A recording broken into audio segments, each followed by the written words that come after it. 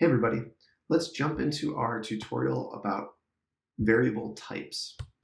In the last video, we talked about a specific C# type called the string. And so you probably remember that the string represents sort of like a word or a string or a series of letters, characters, and potentially numbers. So let's create a string. We'll call it first name, and we will set it equal to Pete. And then let's finish the instruction with a semicolon. So as we discussed before, this is how you create a variable. And this is called variable declaration. So we have a type, a name, the assignment operator, the value or the data that's going into the memory location, and the semicolon to show the end of the instruction. That is how you declare a string variable. So let's declare a different type of variable. Let's declare an integer. So an integer is a number that can be either positive or negative, but it cannot be a decimal, so it has to be a whole number. And so to tell the computer that it needs to set aside a memory location big enough for an integer, you can use the type int. And so we'll call this int, this integer, age, and we'll set it equal to 33, which is my age. 33 and thrive. So in the same way that we've created a string, we've created an integer, and it follows the exact same format. We have this int, which is our type, and it tells the computer, hey, give me a memory location that's big enough for a number. We give it the name age, which is our human readable description that describes the value that's in this variable.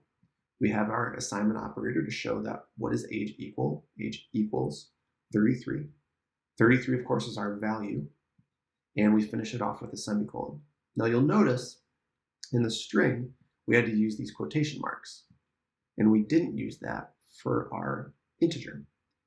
Quotation marks are kind of special in that they signify a string value. So if we tried to put our integer in quotation marks, we would get this red line because it's saying, we're basically telling the computer, hey, we need the memory space for an integer, but then we give it a string, and you're not allowed to do that. So I'll delete that, and the computer is smart enough to know that 33 is just a number, and a number that can fit into the memory space for an integer. So let's create another variable called a Boolean. So what a Boolean is signified by this bool keyword. A Boolean is basically a value that is either true or false. So it can be nothing, there's no in between, it's either true or false. So we'll call this Boolean is alive, and we'll set it equal to true because I am alive. And as you can see, the true keyword is picked up by C#, and it lets you assign that to the memory space of a Boolean. So let's create a new variable. This will be our last one, and we'll give it the type of double. And now a double is similar to an integer in that it's a number, except a double can be a decimal. So we'll call this net worth, and we'll set it to $4.50. That's before student loans, you know. So we've got our double. We've called it net worth, and we have our values here. And you'll notice all of these values are slightly different. The computer is smart enough to see this value and determine, hey, that can fit into this memory location. We're good. If it didn't fit in, it would give you a little red squiggly line under this to say, hey, change your variable. We can do that here. Call this a test. You can see this little squiggly line.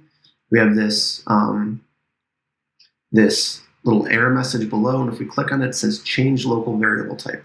It's telling us to change the type. So I set it to $4.60 there, just giving myself a raise. Okay, so once again, For our variable declarations, we have a type for everything. We have a name for everything. Sorry, just kidding.